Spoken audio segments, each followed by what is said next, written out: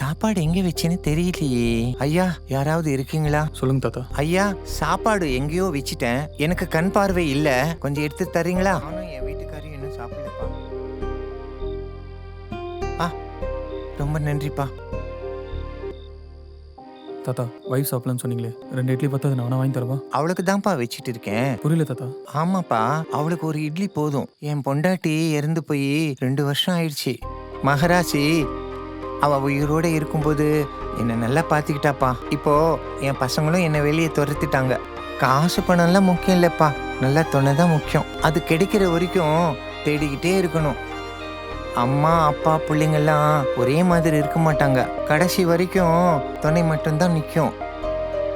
பாரு, அவ உடம்பால என்னை விட்டு பிரிஞ்சிட்டா, ஆனா மனசால என் பக்கத்துல தான் இருக்கா.